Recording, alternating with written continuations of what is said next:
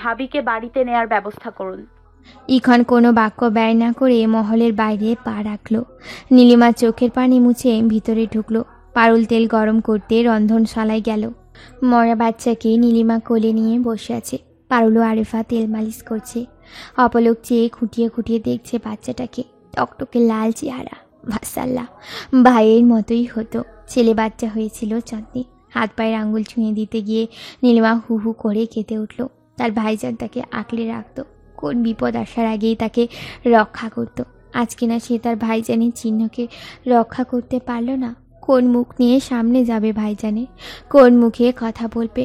মরে যেতে ইচ্ছে করছে নীলিমার। কি থেকে কি হয়ে গেল?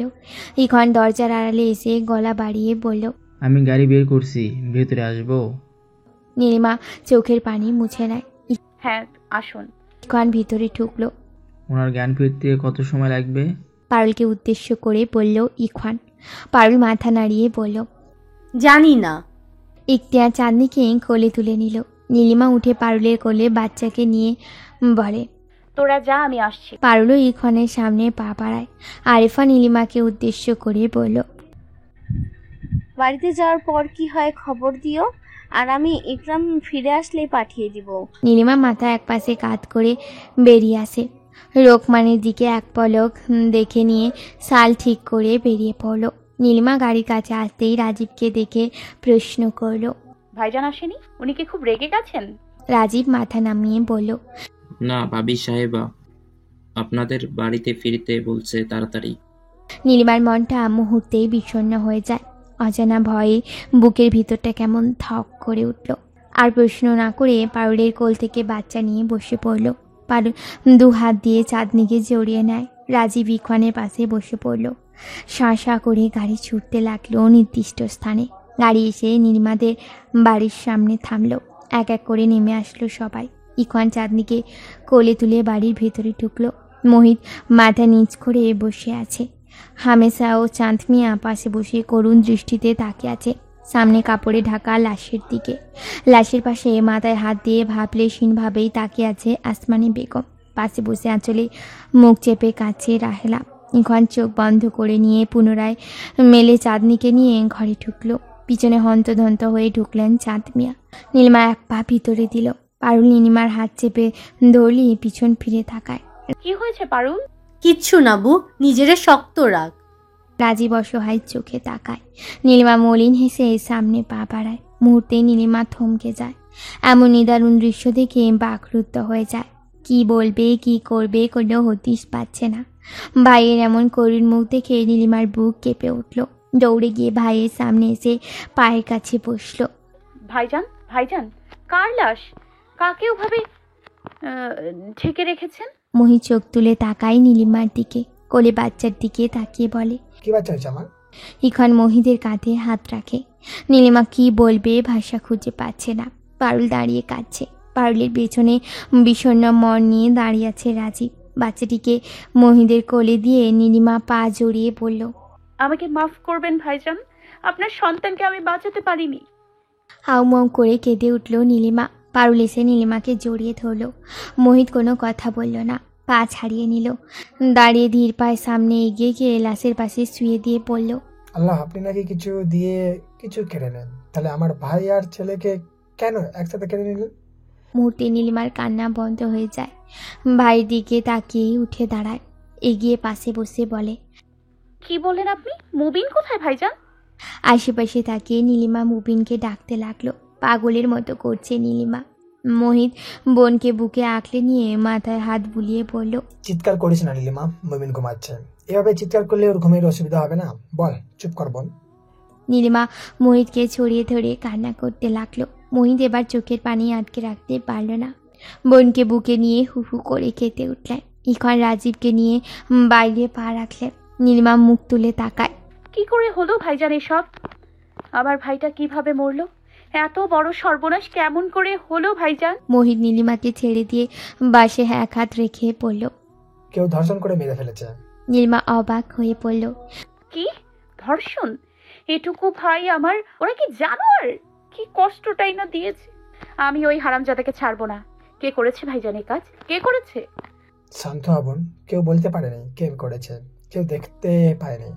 নীলিমা বাকরুদ্ধ হয়ে বসে পড়ল।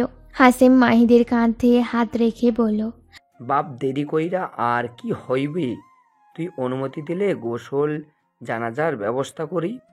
মাহিদ ঢোক গিলে বলল, করেন চাচা, যা কর তাড়াতাড়ি করেন, আমি পুলিশে জড়াতে চাই না। ঠিক আছে বাপ।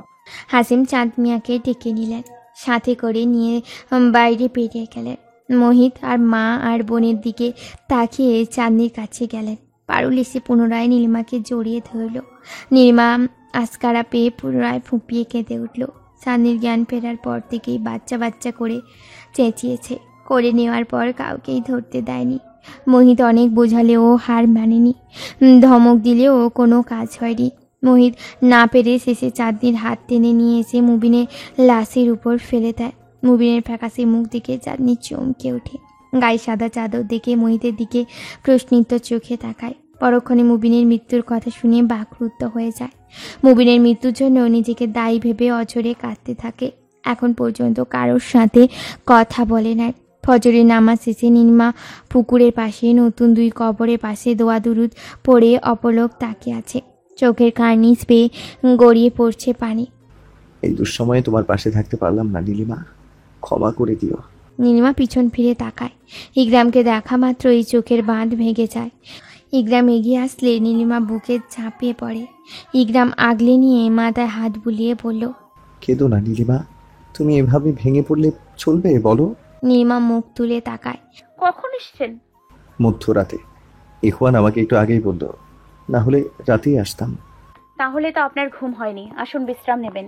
ইকরাম চোখের পানি মুছে দিয়ে বলল, দরকার নেই, মহল থেকে খাবার পাঠিয়েছে, আসো সবাইকে নিয়ে খাবে। নীলিমা কবরের দিকে ফের তাকালো, মিনমিন করে বলল, একটু বেলা হোক সাহেব, তারপর। কি করে হলো এসব নীলিমা? মহিদুল কোথায় ছিল? ব্যবসার কাজে বন্দরে যেতে ডাকাতে হাতে পড়ে। জানের ছোট ভাইটাকে কত কষ্ট দিয়ে মেরেছে জানোয়ারটা। কেঁদে উঠল নীলিমা। ইকরাম কাঁধে হাত দিয়ে পড়ল। দয়া করে এভাবে কাঁদিও না নীলিমা, আমার বুকে ব্যথা হচ্ছে। নীলিমা ইকরামের দিকে তাকিয়ে বলল, আমার ভাইটাকে ধর্ষণ করেছে। মানুষের রুচিবোধ কোথায় বলতে পারেন? এমন জঘন্য কাজ করে কেমন করে বেঁচে আছে, কিভাবে স্বস্তিতে নিঃশ্বাস নিচ্ছে বলতে পারেন? ইকরাম শুকনো ঢোক গিলিয়ে বলল, কি বলছো?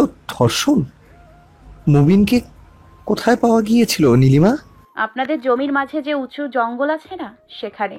আপনার কি কাউকে সন্দেহ হয় সাহেব? ইকরামের বুক ধকপক করছে।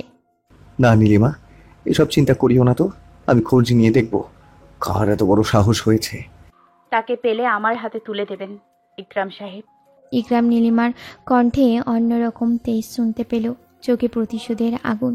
ওই চোখের দিকে ইকরাম তাকিয়ে থাকতে পারল না। নীলিমাকে বুকে জড়িয়ে নিয়ে বলল, ঠিক আছে দিব, শান্ত হও, এসব নিয়ে আর চিন্তা করিও না। পারুল উঠান ঝাড়ু দিচ্ছে, রাহেলা তরকারি কাটছেন। হঠাৎ ইখওয়ান এসে পারুলের সামনে দাঁড়ালো। পারুল মুখ তুলে তাকায়। তুই এই সাত সকালে? দেরি হয়ে গেছে, আরো সকালে আসা লাগতো বুঝি।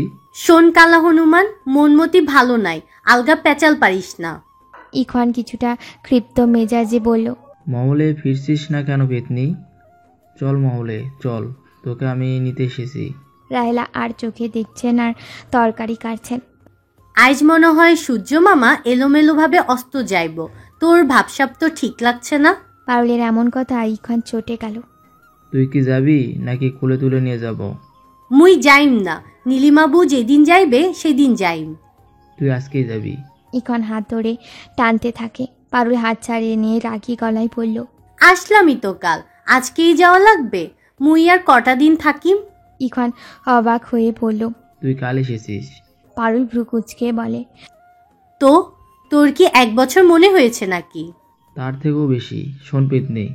হাত দিয়ে কান এগিয়ে দিতে বলল ইখওয়ান। পারুল কান এগিয়ে দিল। রাহেলা চোখ ছোট করে তাকালো। ইখওয়ান ফিস ফিস করে বলল, তোর সৎমা আমি আসাতে বুঝি খুশি হয়নি? আচ্ছা, তোকে গালমন্দ করেছে নাকি?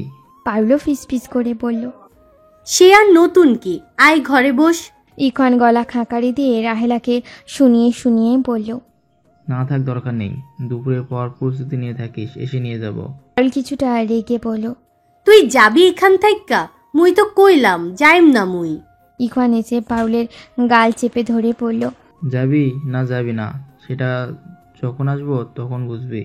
বলে ইখওয়ান দাঁত কালালো। গাল ছেড়ে দিয়ে ঠোঁট গোল করে পারুলের মুখে ফুঁ দিয়ে চলে গেল। পারুল বিড়বিড় করে ইখওয়ানকে গালি দিতে থাকলো আর উঠান ঝাড়ু দিতে লাগলো। আজ 10 দিন পর মহলে ফিরল নীলিমা। সদর দরজা পেরিয়ে অন্তর্মহলে আসতেই পারুল দৌড়ে এসে নীলিমাকে জড়িয়ে ধরল। তুমি কথা বলে আসো, আমি কক্ষে যাচ্ছি। বলা শেষে ইকরাম মুচকি এসে চলে গেল। নীলিমা পারুলের গালে হাত রেখে বলল। খুব খুশি মনে হচ্ছে। পারুল প্রফুল্ল হয়ে বলল, হ বুবু, মেলা খুশি। তা শুনি খুশির কারণটা কি? পারুল ফিস ফিস করে বলল, মুই মা হতে যাচ্ছি বুবু। কি? পারুলকে বুকে জড়িয়ে নিল নীলিমা। তুলে কপালে চুমু দিয়ে বলল, আমার ছোট পারু মা হবে। বাবা গো বাবা, ইখওয়ান জানে? না বুবু, এখনো কও নাই। আগে তোকে কওয়ার জন্য এতদিন অপেক্ষা করছি। ঠিক আছে, আজকে রাতে বলিস কেমন? ঠিক আছে বুবু।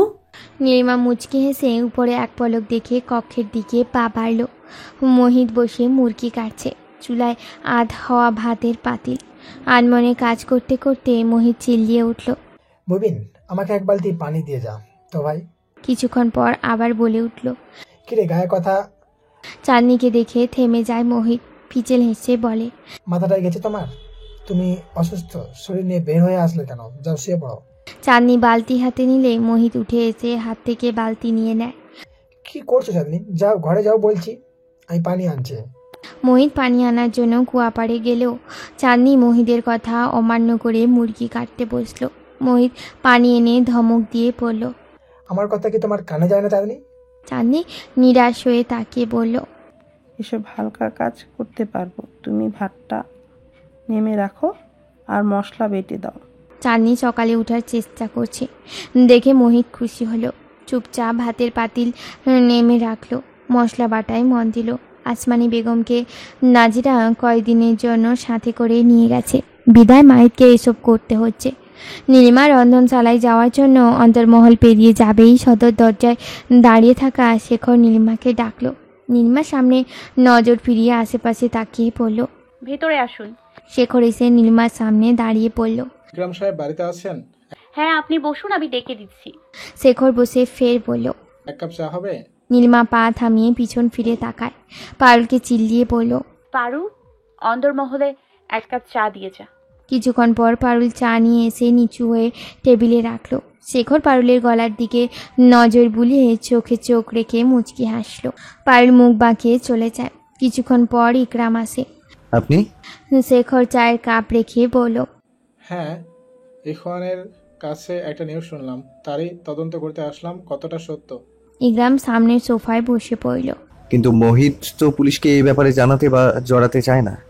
সমস্যা নেই, তদন্ত করলে শুধু ঝামেলা হবে একটু, এই আর লাশ তুলে। দরকার নেই ওসবের। চায়ের কাপ নিয়ে দাঁড়িয়ে কথাটি বলল নীলিমা।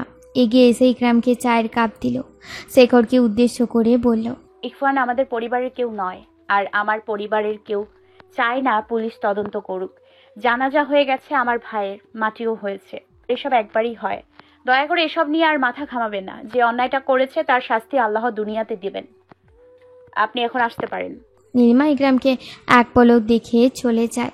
ইকরাম শেখরকে উদ্দেশ্য করে বলে, এখানে আর আমার কিছু বলার নেই শেখর সাহেব। তোর সাথে আমার কিছু কথা আছে ইকরাম। ইকরাম ক্ষিপ্ত মেজাজে বলে, ভদ্রভাবে কথা বলুন শেখর সাহেব। শেখর কিছুটা করুণ হয়ে বলল, দুঃখিত ইকরাম শরীফ, মাফ করবেন। শেখর আর বসল না। কোন দিকে না তাকিয়ে হন্তদন্ত হয়ে চলে গেলেন।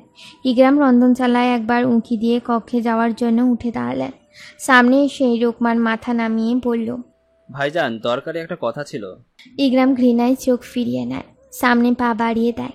মুহূর্তে রোকমান ফের পড়ল। ভাইজান শুনুন। তুই যা রোকমান, আমি ভাইজানকে বলছি।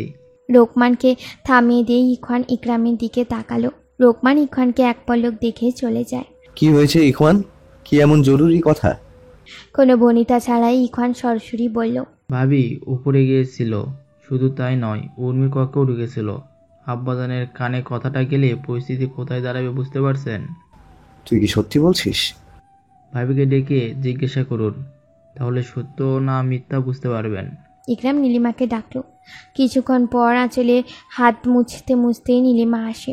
ইখওয়ানকে দেখে কিছু আন্দাজ করতে লাগলো। তুমি উপরের কক্ষে প্রবেশ করেছিলে নীলিমা? নীলিমা ইখওয়ানের দিকে তাকায়।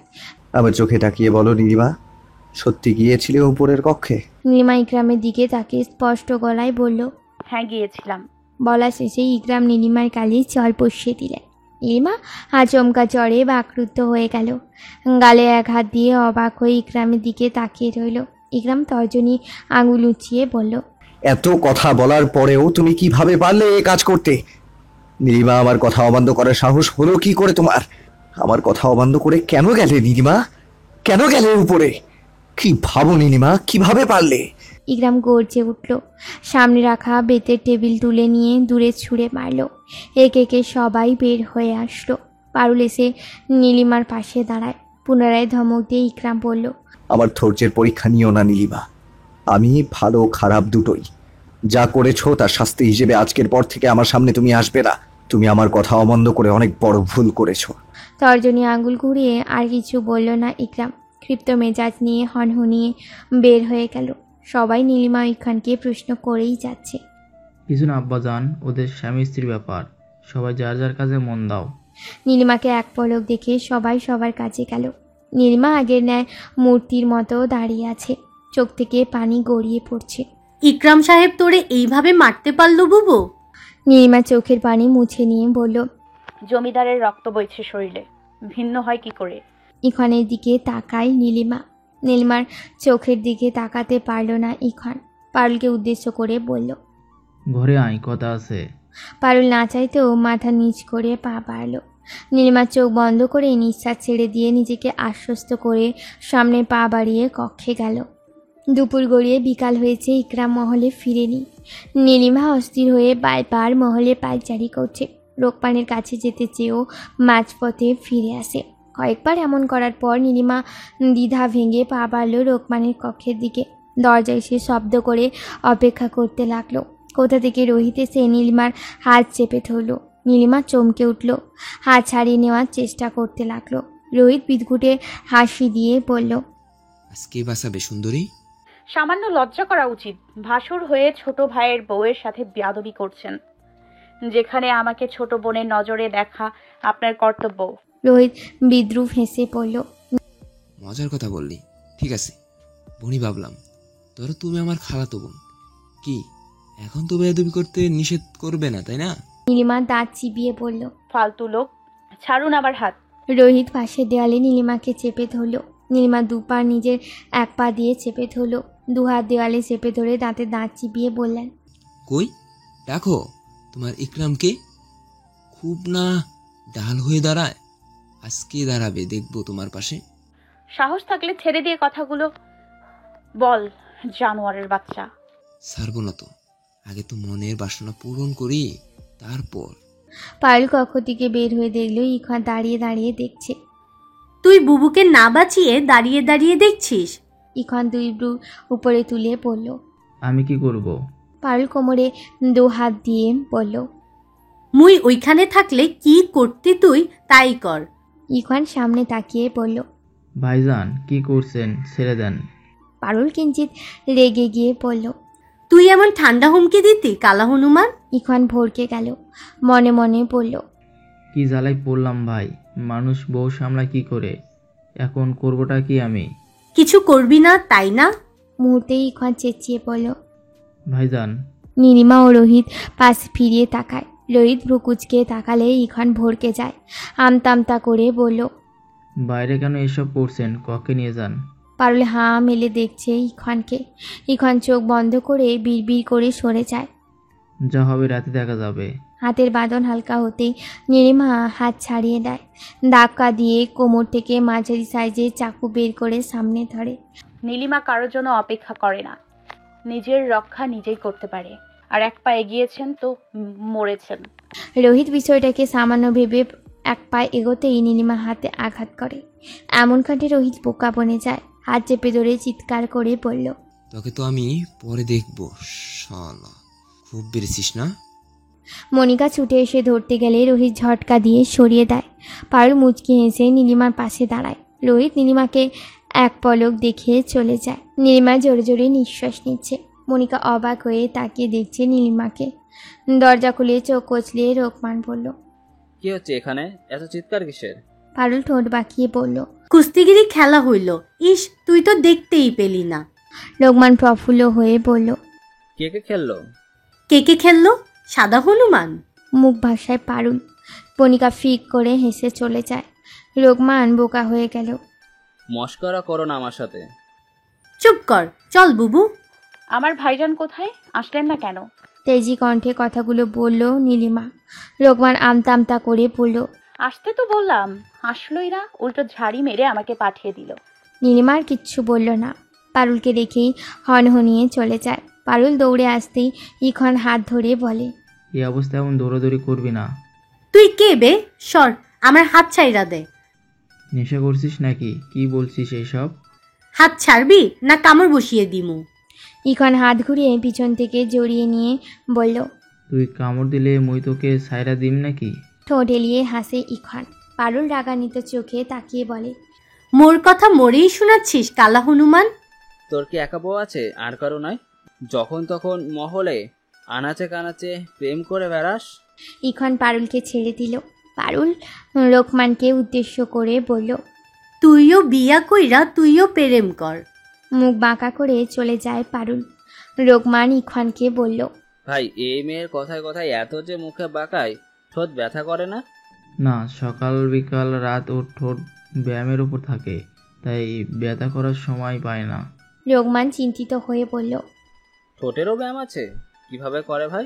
আবির তারা বুঝবে না, তাই তুই ও বুঝবি না। ইখন ঠোঁট টিপে হেসে চলে গেল। রোকমান চিন্তিত হয়ে মাথা চুলকে ভাবতে লাগলো। সন্ধ্যা ঘনিয়ে এসছে। ইকরাম এখনো মহলে ফিরল না। নীলিমা মন খারাপ করে ছাদে আসলো। দোলনায় বসে অঝরে কাঁদতে থাকলো। ভাইজান, আপনার বোনের আজ খুব মন খারাপ। মন ভালো করতে কি কি করতেন? মুবিন ভাই, আমার আজ তোর উল্টাপাল্টা কবিতা শুনতে ভীষণ ইচ্ছে করছে। হু হু করে কেঁদে উঠল নীলিমা।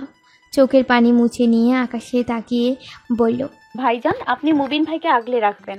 জানিনি তো খুব দুষ্টুমি করে। ভুল করেও বকবেন না, ওর কান্না আমার সহ্য হয় না আব্বাজান। যদি এসে আপনার নামে বিচার দিচ্ছে, আমি কিন্তু আপনার সাথে আর কথা বলবো না। কিছুক্ষণ থামলো নীলিমা। কিছু মুহূর্ত তাকিয়ে থেকে আবেগের কণ্ঠে বলল, জানেন আব্বাজান, উনি আজ আমাকে মেরেছেন। খুব কষ্ট পেয়েছি আব্বাজান। জীবনের প্রথম কোনো পুরুষালী হাত আমার গায়ে আছড় দিল, সেটা আবার আমারই প্রিয় মানুষটা। কি করে পারলো আব্বাজান? ওনার হাত কাঁপলো না? আমাকে মারার আগে ওনার বুক কেঁপে উঠল না? ভাইজান শুনলে তো ওনাকে মেরেই ফেলবে। উনি ওনার কথা রাখলেন না আব্বাজান, রাখলেন না। পুনরায় কেঁদে উঠল। কাঁদতে কাঁদতে শুয়ে পড়ল দোলনায়। কিছুক্ষণ পর চোখ বন্ধ করে কাঁদতে থাকলো নীলিমা। রাতের আধারে মহলে ফিরে এলেন ইকরাম শরীফ। কোনো পাশে না তাকিয়ে সরাসরি কক্ষে প্রবেশ করলেন। কক্ষে বাতি জ্বালানো ছিল। বিছানায় নজর বুলিয়ে বারান্দায় উঁকি দিয়ে দেখল নীলিমা নেই। গায়ের পাঞ্জাবি খুলে দূরে ছুঁড়ে মারল। বিছানায় শুয়ে চোখ বন্ধ করে কপালে হাত ঠেকালো। আর শাড়ি গুছিয়ে আলমারিতে রেখে পিছন ফিরতে ইখন সামনে দাঁড়িয়ে পড়ল। তুই কি এখনো আমার উপর রেগে আছিস? পারুল পাশ কাটিয়ে চলে যায়। বিছানা ঝাড় দিতে লাগলো। ইখন ঝাড়ু কেড়ে নিয়ে বলল, কথা বলছিস না কেন? বোবা হয়েছিস? পারুল এক পলক দেখে বারান্দায় গিয়ে ভেজা কাপড় তুলতে লাগলো। ইখন ঝাড়ু ছুঁড়ে ফেলে দিল। বারান্দায় গিয়ে পারুলের হাত থেকে কাপড় ঝটকা দিয়ে নিয়ে দূরে ছুঁড়ে মারলো। সমস্যা কি তোর? দাম বেড়ে গেছে? মুই কোনো কাপুরুষের সাথে কথা কইম না, সর। আমি কাপুরুষ হলে তোর পেটের বাচ্চাটা কার? পারুল হক চকিয়ে তাকায়। মদ খেয়ে এসেছিস তাই না? তোর কি তাই মনে হয়? পারুল ইখনের মুখ নাক দিয়ে শুঁকে বলল, কই, গন্ধ পাচ্ছি না তো। তাহলে আবল তাবল বকছিস কেন? তুই আমাকে কাপুরুষ বললি কেন? মুহূর্তেই চটে গেল পারুল। বলিম না, চোখের সামনে একটা মাইয়ারে তোর ভাই খারাপভাবে ছুঁয়ে দিচ্ছে, আর তুই কোনো প্রতিবাদই করলি না। আমি প্রতিবাদ করতে গেলে বড় রকমের কেলেঙ্কারি হয়ে যেত, বুঝলি? না, বুঝি নাই, বুঝা দে। ইখন ভ্রুকুচকে তাকায়। বুকে টেনে নিয়ে কিছু বলার আগে আরিফা এসে চিল্লিয়ে উঠল, এখন পারুল, কোথায় তোমরা? পারুল দৌড়ে এসে বলে, কি হয়েছে ভাবি?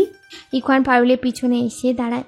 আরিফা দুজনকে উদ্দেশ্য করে বলল, আম্মা খুব অসুস্থ, কেমন কেমন করছে, সবাইকে একটু ডেকে আনো তো তোমরা। আরেফা আগের ন্যায় হন্তদন্ত হয়ে ফিরে যায়। পারুল ছুটল নীলিমাকে ডাকার উদ্দেশ্যে। নীলিমা বু বলে ডাকতে ডাকতে কক্ষে প্রবেশ করলো পারুল। ইকরাম কপাল থেকে হাত সরিয়ে চোখ মেলে তাকায়। নীলিমা তোমার সাথে নেই? ইকরামের কথায় পারুল মাথা নাড়িয়ে না বুঝালো। ইকরাম চিন্তিত হয়ে পড়ল। কি বলো? আমি তো ভাবলাম তোমার সাথে আছে। বুবুর সাথে সন্ধ্যার পর আর দেখা হয় নাই ভাই সাহেব। তোমরা বুবুকে খুঁজা নিয়ে আমার কক্ষে আইসেন, আম্মা নাকি অসুস্থ। ইকরাম আলমারি থেকে পাঞ্জাবি নিয়ে গায়ে দিল। পারুল ফের বলল, আজ রোহিত ভাই সাহেব বুবুর সাথে খারাপ ব্যবহার করছে, খারাপভাবে গায়ে হাত দেওয়ার চেষ্টা করছিল।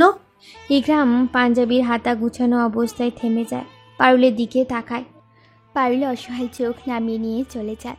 ইকরাম তাড়াহুড়ো করে হাতা গুছিয়ে বের হয়ে গেলেন। ছাদে যাওয়ার উদ্দেশ্যে রওনা দিলেন। সিঁড়ির কয়েক কদম যেতেই নীলিমাকে নেমে আসতে দেখে ইকরাম দাঁড়িয়ে পড়ে। নীলিমার চোখ ফুলে গেছে, ফর্সা গালে লাল লাল আভা বিস্তার করেছে। ইকরামকে এক পলক দেখে পাশ কাটিয়ে নিচে নেমে চলে যায়। ইকরাম নীলিমার পিছন পিছন এসে নিজ আম্মার কক্ষের সামনে দাঁড়ায়। সবাই কক্ষে উপস্থিত। শাহমুদ তার স্ত্রীর পাশে রাখা চেয়ারে বসে আছেন। ভিতরে আসো ইকরাম, আম্মার কাছে মাফ চেয়ে নাও। শাহমুদের কথায় ইকরাম অসুস্থ মায়ের দিকে তাকালো। কয়েকবার ঢোক গিলে ভিতরে ঢোকার জন্য পা বাড়ালো। ইকরাম বুঝতে পারলো তার পা কাঁপছে, বুকের হৃৎপিণ্ডটা ধরাস ধরাস করে শব্দ হচ্ছে। যতই সামনে এগিয়ে যাচ্ছে বুকের হৃৎপিণ্ডটা বেরিয়ে আসার উপক্রম হচ্ছে। ইকরাম বুকের বাম পাশে হাত রেখে নীলিমার পাশে এসে দাঁড়ালো। নীলিমা এক পলক দেখে পুনরায় শাশুড়ির দিকে তাকায়। তিনি পলকহীনভাবে তাকিয়ে দেখছেন ইকরামকে। ইকরামের চোখে পানি টলমল করছে। ছেলের চোখে পানি দেখে তিনিও কাঁদলেন। চোখের কার্নিশ পেয়ে পানি গড়িয়ে পড়ল। ইকরাম দুপা এগিয়ে গিয়ে ফিস ফিস করে পড়ল, আম্মা আমাকে মাফ করে দিয়েন। আম্মা আজ একটা সত্যি কথা বলি। তিনি পলক ফেলে ফের তাকালেন। ইকরাম সম্মতি ভেবে চোখে পানি নিয়ে মুচকি হেসে গলা খাদে নামিয়ে কানের কাছে আস্তে করে কিছু বলল। মুহূর্তে তিনি মৃদু ঠোঁট এলিয়ে হেসে পরম শান্তিতে চোখ বন্ধ করে নিলেন। ইকরাম মাথা তুলে তাকায়। ইখন এগিয়ে এসে আম্মা বলে ডাকতে থাকে। কোনো সাড়া না পেয়ে ইকরামের দিকে তাকালো। ইকরাম নাকে হাত দিয়ে চোখ বন্ধ করে নিল। ইখন পা জড়িয়ে নিয়ে হু হু করে কেঁদে উঠল। মুহূর্তে শোকর ছায়া নেমে আসলো নীলকুঞ্জ মহলে। সকালে সবাইকে শেষ দেখতে হওয়া হচ্ছে। সবচেয়ে ভেঙে পড়েছেন ইখন ও আরেফা। ইকরাম এগিয়ে আসে। খাটিয়ার এক পাশে ইখন বসে কাঁদছে। ইকরাম অবাক হয়ে ভাবছে, মায়ের কথা অমান্য করে খারাপ পথে যাওয়া ছেলেটা আজ কাঁদছে। মায়ের সাথে সব সময় খারাপ ব্যবহার করে আসা ছেলেটাও আজ কাঁদছে। কিন্তু ইকরাম, তুই কাঁদছিস না কেন? তুই কি পাষাণ হয়ে গেলি ইকরাম? নাকি নিজের আম্মাকে ভালোই বাসিস না? আরিফা ইকরামের পাশে এসে দাঁড়ালো। মৃত ব্যক্তির দিকে অসহায় চোখে তাকিয়ে পড়ল। আম্মা একদিকে হতাশা হয়ে বলছিল, আমি আমার ইকরামের সাথে খুব দুর্ব্যবহার করে ফেলেছি বৌমা, ওকে বলিও এত কিছু করিও ওকে আমি মাফ করে দিয়েছি। মরার আগে যেন এসে একবার দেখা করে আমার সাথে।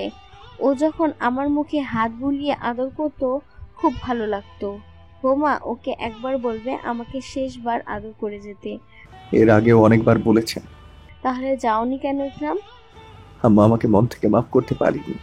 সেই অপরাধবোধ এখনো আমাকে কুড়ে কুড়ে শেষ করে।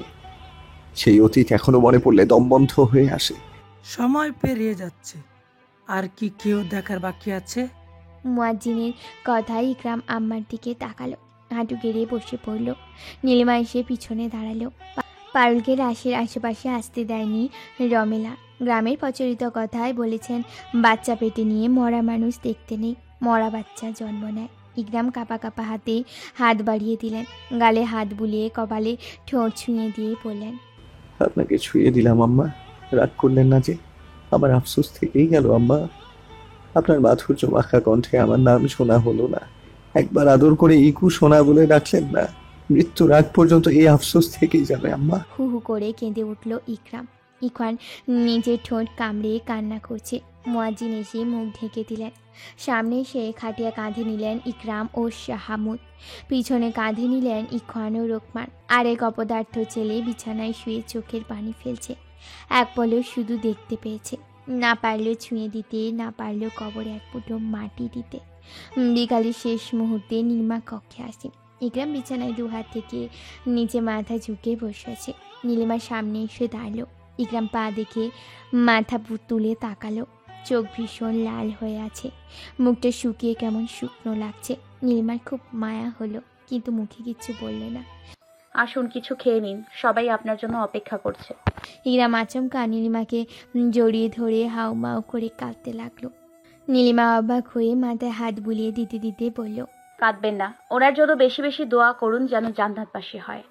থামুন সাহেব, দয়া করে থামুন, আর কাঁদবেন না। ইকরাম মাথা তুলে তাকায়, আবদার কণ্ঠে বলে উঠল, আমাকে একটা আম্মা এনে দেবে নীলিমা? ইকরামের এইখানে কথায় নীলিমা লজ্জায় পড়ে যায়। লজ্জিত কণ্ঠে বলে উঠল, ঠিক আছে, এখন উঠুন। আমার উপর রাগ করে আছো গো? এখন এসব নিয়ে কথা বলার সময় নয় সাহেব, আসুন খেয়ে নিন, সবাই অপেক্ষা করছে।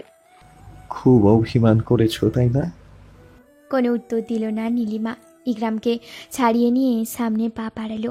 তপ্ত শ্বাস ফেলেই ইকরামও পা বাড়ল নীলিমার পিছন পিছন। নীলিমা মোহিত ও চাঁদনিকে বিদায় দেওয়ার জন্য পাশাপাশি হাঁটছে, টুকটাক কথা বলছে আর সামনে এগিয়ে যাচ্ছে। সব ঠিক আছে তো নীলিমা? জি ভাইজান, সব ঠিক আছে। এমন শুকিয়ে যাচ্ছিস কেন?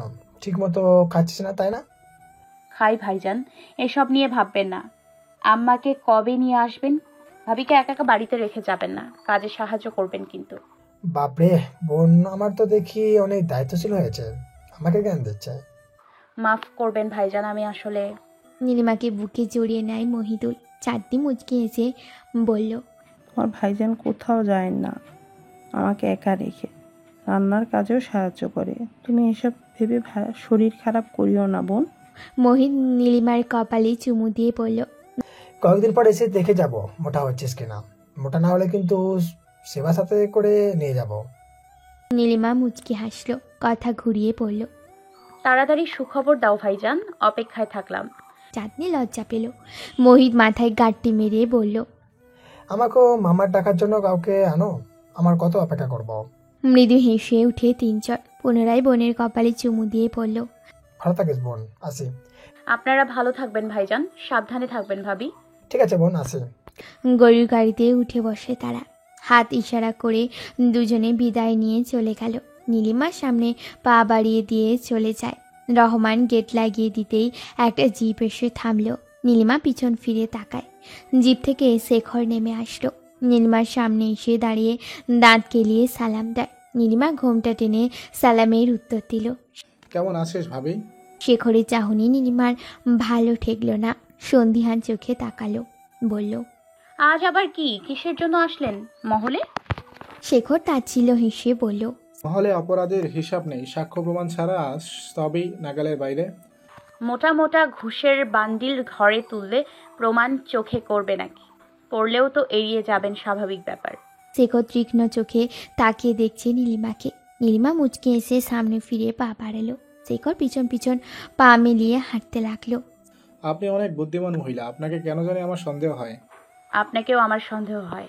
শেখর ভড়কালো, বুঝতে না দিয়ে বলল, আপনি অনেক মজার লোক। অতি চালাকের গলায় দড়ি। শেখর কথার মানে বুঝতে পারল না, মাথা চুলকে বলল, মানে কি বলতে যাচ্ছেন? নীলিমা পিছন ফিরে বলল, আমার পেছনে আসা বন্ধ করুন। মধু আহরণে ফুল বনেই তো যেতে হবে তাই না? ও ফুলের বাগান নয়, আমার ব্যক্তিগত একটি গোলাপ ফুল।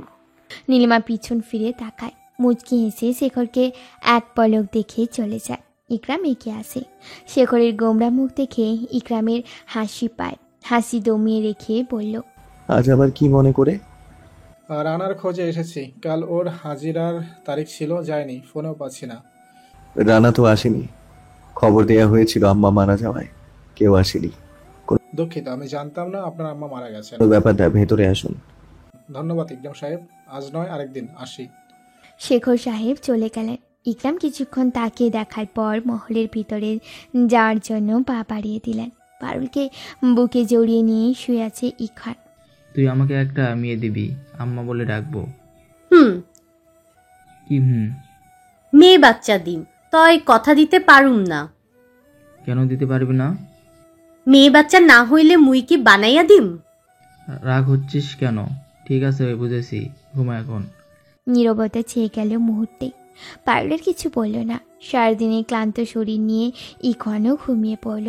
নীলিমা ঈশার নামাজ আদায় করে উঠল। জায়নামাজ ও তসবিহ যথাস্থানে রেখে ইকরামের পাশে বসে মাথা থেকে হাত ছড়িয়ে দিল। ইকরাম চোখ মেলে তাকায়। হয়েছে? হয়েছে। আসো শুয়ে পড়ো। নীলিমা শাল পাশে রেখে ইকরামের পাশে শুয়ে পড়ল।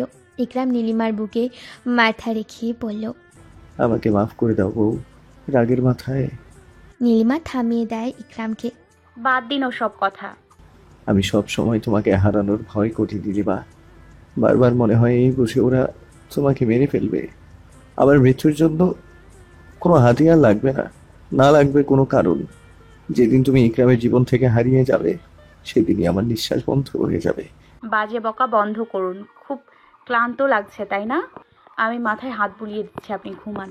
ইকরাম চোখ বন্ধ করে বলল, আমি তোকে এতটাই ভালোবাসি যে তোমার জন্য আমি আমার ভবিষ্যৎ নষ্ট করতে পারি। যদি তাই হয়, যদি আপনার ভবিষ্যৎ অন্ধকারে কাটে, কি করবেন? কোনো উত্তর এলো না। হয়তো ইকরাম ঘুমিয়ে পড়েছে। নীলিমা আর কিছু বলল না। তপ্ত শ্বাস ফেলে দিয়ে চোখ বন্ধ করে নিল। দেখতে দেখতে কেটে গেল 2 মাস। আজ হঠাৎ সন্ধ্যার পর ইখওয়ান উপরে গেল। দরজা খুলে ভিতরে ঢুকলো। বাতি জ্বালিয়ে উর্মিকে উদ্দেশ্য করে বলল, দিনকাল ভালোই যাচ্ছে। উর্মি শুয়ে থেকেই বলল, মন্দির আবার দিনরাত আছে, সবাই সমান। অবহেলায় শুয়ে আছিস যে। এমনি আজ হঠাৎ এতদিন পর? ইখওয়ান হাসল। সিগারেট খেতে আসলাম। বইয়ের জ্বালায় নিজের কক্ষেও শান্তি করে সিগারেট খেতে পারি না। উর্মি তাচ্ছিল্য হেসে বলল, শেষমেশ ইখওয়ান শরীফ জমিদার পুত্র বউয়ের আঁচলের তলায় বন্দী হলো। পুরুষ শাসিত মহলে তাহলে নারী শাসিত চলছে।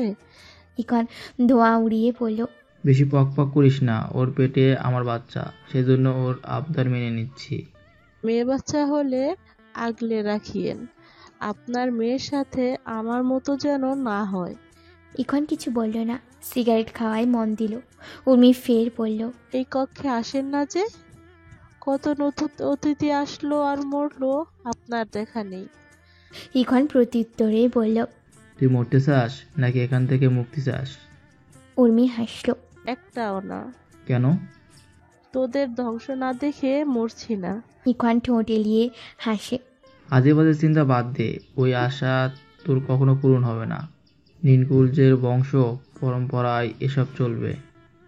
দেখা যাক কি হয়। ইখওয়ান সিগারেটের শেষ ধোঁয়া ছাড়তে লাগলো। হঠাৎ নিচে শোরগোল শোনা যাচ্ছে। উর্মি ইখওয়ানকে বলল, নিচে কিছু হয়েছে?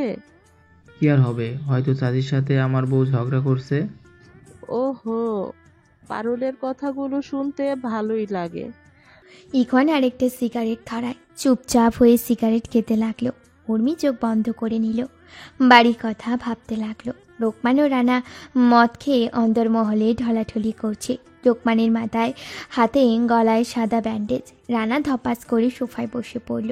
লোকমান ঢুলে ঢুলে এসে রানার পা ধরে নিচে বসে পড়ল।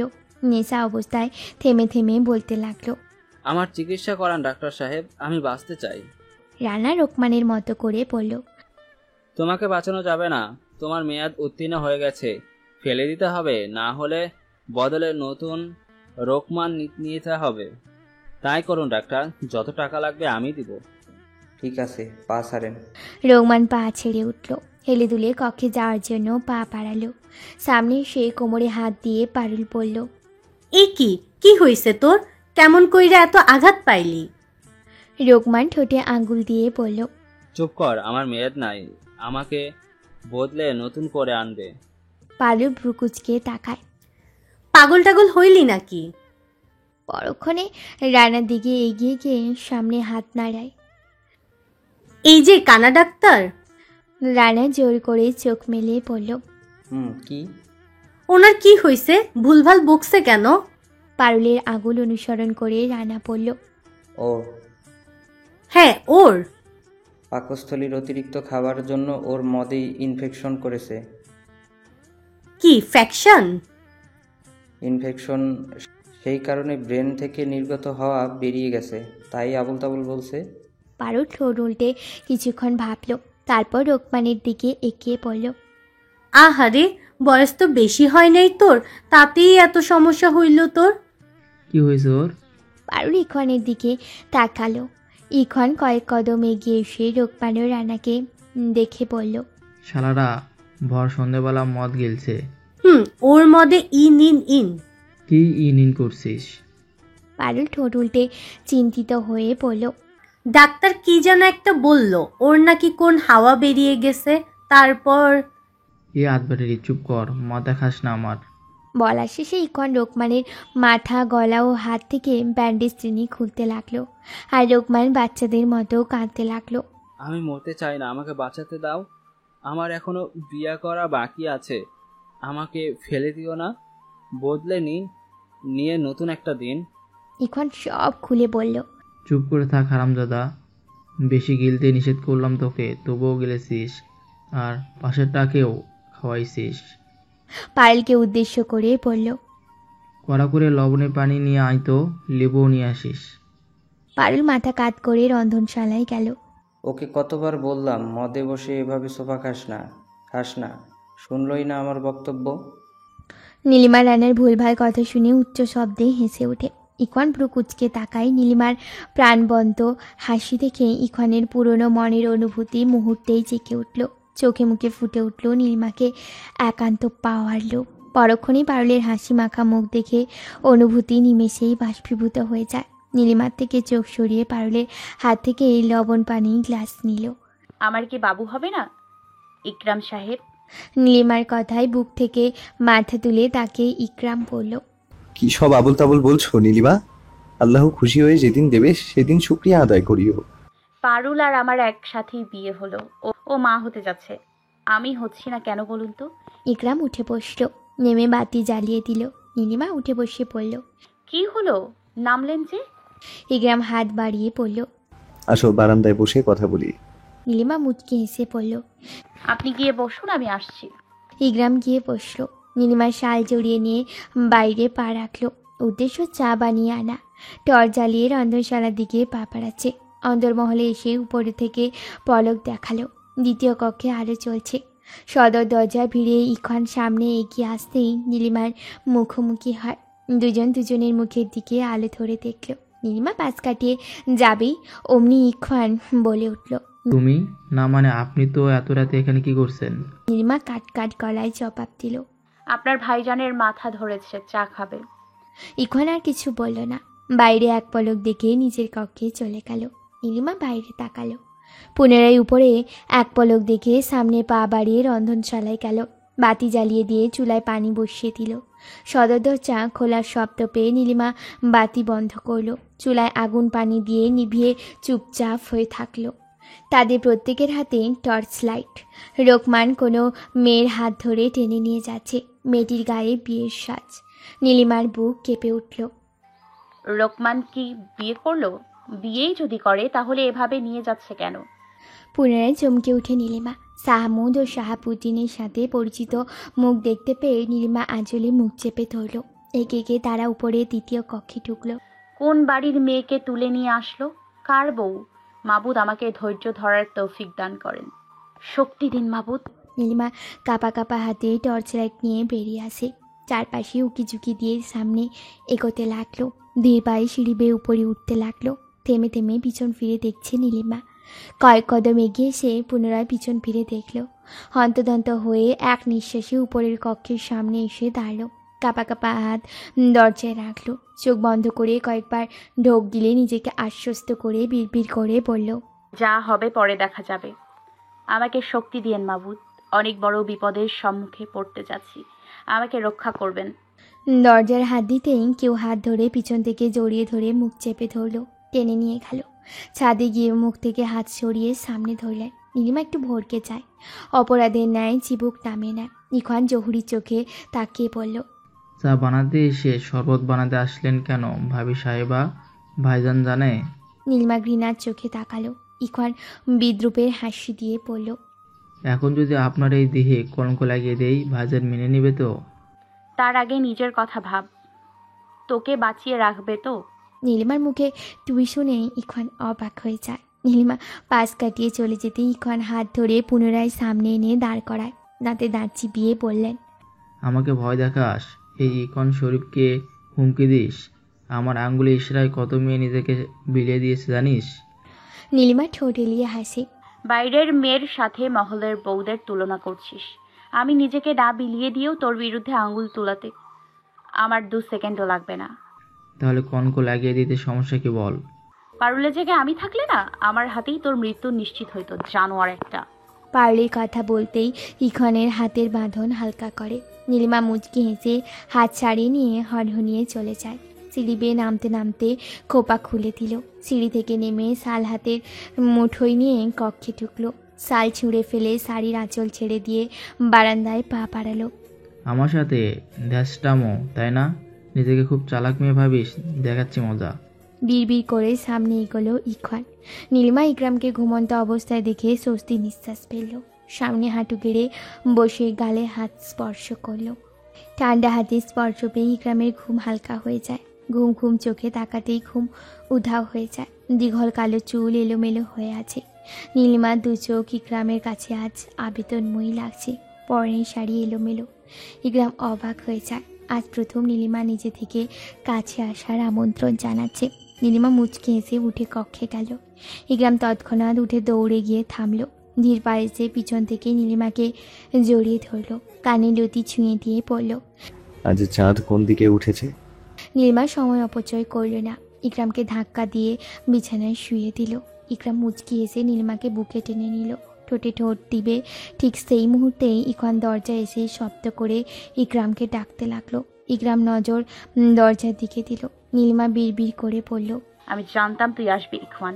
নীলিমা ইকরামের গাল নিজের দিকে ফিরিয়ে নিয়ে পড়ল, আজ আমি নিজেই আপনার সান্নিধ্যে এসেছি ইকরাম সাহেব। আমাতে মেতে উঠুন, বাকি সব ধ্বংস হয়ে যাক। বউয়ের এমন আদরে মাখা কণ্ঠ শুনে ইকরাম আর পিছন ফিরে তাকালো না। নিজের ঠোঁট ডুবালেন নীলিমার ঠোঁটে। নীলিমা মনে মনে হাসলো। সাহস করে ঠাঁই নিল ইকরামের চওড়া বুকে। বউয়ের চাও পূর্ণতা দিতে পরম যত্নে আঁকলে নিলেন বুকে। অন্দরমহলে বসে চা খাচ্ছে ইখন। নীলিমাকে এক পলক দেখছে আর সকলের নাস্তার টেবিলে রাখছে। ইখন জহুরের চোখে নীলিমাকে পরখ করছে। সাজানো সেজে ইকরামকে ডাকার উদ্দেশ্যে অন্তর্মহল পেরিয়ে যাবে ইখন বলে উঠল, রাতে খুব মজা হয়েছে তাই না? বিদঘুটে হাসি দিল ইখন। নীলিমা চমকে উঠল। চিন্তা করতে লাগলো সে দরজা কি লাগিয়েছিল নাকি লাগায়নি। নীলিমা ইখনের দিকে দাঁতে দাঁত চিবিয়ে তাকালো। ইখন এখনো হেসেই যাচ্ছে। সেই সময় পারুল উপস্থিতি হয়। দুজনকে এভাবে তাকিয়ে থাকতে দেখে বলল, কে কার চোখে কি সমস্যা দেখতে পেলি বল, মুই একটু শুনি। দুজনেই হকচকিয়ে গেল। ইখন ভ্রু কুচকে বলল, কার চোখে আবার কি সমস্যা হবে? তোরা দুইজন যেইভাবে তাকাই আসিস মুই তো ভাবনু চোখে সমস্যা দেখছিস। পারুল, তোর বর আমাদের ঘনিষ্ঠ মুহূর্ত দরজার আড়ালে দাঁড়িয়ে দেখেছে।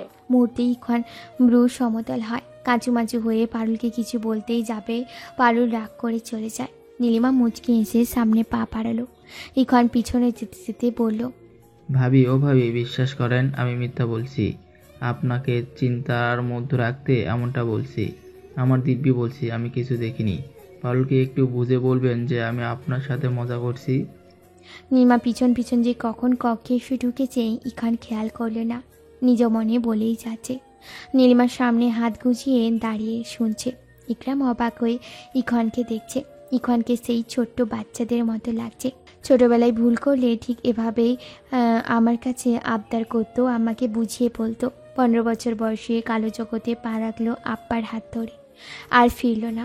কত নারীকে ছুঁয়ে গলা টিপে মেরে ফেলতো সেই পুরুষ আজ বউয়ের জন্য কত ব্যাকুলতা। কি হয়েছে নীলিমা? ইখন থামলো। চারপাশে নজর বুলিয়ে অবাক হয়ে পড়ল।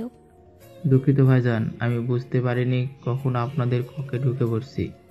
আমি পারুলকে বুঝিয়ে বলবো, আপনি এখন আসুন। নীলিমার কথায় স্বস্তি পায় ইখন। মুচকি এসে চলে যায়। আমার দেরি হয়ে যাচ্ছে নীলিমা, চলো খেতে দাও। হ্যাঁ আসুন। ইখন বিড়বিড় করছে আর সামনে এগোচ্ছে। শালার কপাল, যার চোখে ভালো হওয়ার চেষ্টা করছি তার চোখে খারাপ হয়ে ধরা পড়ছি। না, এমন হতে দেওয়া যাবে না। পারুলকে হাতের মুঠোয় রাখতে হবে যে বউ আমার। পারুল সামনে পড়লে ইখন ঠোঁট এলিয়ে হাসে। পারুল মুখ বাঁকা করে হনহনিয়ে চলে যায়। ইকন চারপাশে তাকিয়ে দীর্ঘ নিঃশ্বাস ছেড়ে দিয়ে ফের সামনে পা বাড়ায়। শুনো মোহিত, আমার কেমন কেমন লাগছে। শোয়া থেকে উঠে বসলো মোহিত। চাঁদনির হাত টেনে নিয়ে কোলে বসিয়ে বলল, কেমন আছে চাঁদনি? ভীষণ মাথা ঘুরে, খুব দুর্বল লাগে, খাইতে মন চায় না। তোমার শরীর খারাপ হয়েছে এই মাসে? হয়েছে তো। অনেক রক্তক্ষরণ হয়েছে তো, তাই এমন হচ্ছে। চিন্তা করিও না চাঁদনি, ঠিক হয়ে যাবে। আসো, সে বিশ্রাম না একটু। না, সন্ধ্যা হয়ে আসতেছে, কাপড় তুলতে হবে, রান্না বসাতে হবে। আরে আমি থাকতে এত চিন্তা করো কেন? আসো তো। জোর করে চাঁদনিকে শুয়ে দিল মোহিত। মোহিতের বুকে মাথা রাখলো চাঁদনি। মহিদুল চাঁদনির পিঠে হাত বুলিয়ে পড়ল। চাঁদনি, আমাকে একটা মোবিল এনে দিবে? ছোট্ট মোবিল। চাঁদনি কিছুক্ষণ চুপ থাকলো, তারপর হু হু করে কেঁদে উঠল। মোহিত ভড়কে গিয়ে পড়ল। এই যা, তোমাকে কাঁদতে বললাম। চুপ করো চাঁদনি, কাঁদিও না দয়া করে। আচ্ছা লাগবে না কিছু আমার, থামো দয়া করে। চাঁদনি অনেক কষ্টে কান্না থামালো। মোহিত আর কথা বাড়ল না, মাথায় চুমু দিয়ে পড়ল। চোখ বন্ধ করে থাকো, ভালো লাগবে। চাঁদনি চুপচাপ মুবিনের সাথে কাটানো মুহূর্তগুলো মনে করতে লাগলো। মুবিনের বাচ্চামোগুলো মনে পড়তেই ঠোঁট এলিয়ে হাসে। সন্ধ্যার পর ইকরাম মহলে ফিরে ওই যে শুয়েছে, এখনো ওঠেনি। শরীর খারাপের অজুহাতে শুয়ে আছে, যদিও সামান্য মাথা ব্যথা। এতটুকুতেই ইকরাম শরীর ছেড়ে দিয়েছে। এর মাঝেই কয়েকবার আদা চা লং চা করে নিয়েছে নীলিমার থেকে। তাই নীলিমা খাবার কক্ষে এনে তুলে খাওয়ায়। খাওয়া শেষেই ইকরাম পুনরায় শুয়ে পড়ে। নীলিমা রাত জেগে মাথার ব্যথায় কমানোর জন্য চুল টেনে দিচ্ছে। হয়নি, আরো টেনে দিব? ইকরাম চোখ মেলিয়ে পড়ল, এভাবে হবে না নীলিমা। শেষবারের মতো কষ্ট করে আদা দিয়ে চা করে আনবে, তাহলে মাথা ব্যথা হালকা হবে। এভাবে বলছেন কেন? আপনি শুয়ে থাকুন, আমি নিয়ে আসছি। মাথায় ঘোমটা টেনে নিয়ে টর্চ হাতে নিয়ে নীলিমা বেরিয়ে গেল। ইকরাম কপালে হাত ঠেকিয়ে চোখ বন্ধ করে নিল। মায়ের অভিমানের পালা শেষ হয়েছে। ইকনও পারুলের। ঘুমানোর আগে পারুল চুলে বিনুনি করেছে আর গুনগুন করছে। ইকন কক্ষে প্রবেশ করে পাঞ্জাবি খুলল। দীর্ঘা এসে পিছন থেকে শাড়ি ভেদ করে পারুলের উন্মুক্ত পেটে হাত রাখল। পারুল মুখ তুলে তাকায়। তোর পেট উঁচু হবে কখন? 5 মাসে পড়লে বুঝা যাইবে। ইকন পেটে হাত বুলিয়ে দিতে দিতে ফের পড়ল। দেখিস, আমার মেয়ে হবে, লাল টুকটুকে একটা আম্মা হবে। আমার নাম কি রাখবি? ইকন শরীফের মেয়ের নাম হবে ইহরাম শরীফ। সুন্দর নাম। সর, এখন ঘুমাই। পারুলকে সামনে নিয়ে কপালে ছোট ছোট চুলগুলো কানে গুঁজে দিয়ে পড়ল, দুধ খেয়েছিস?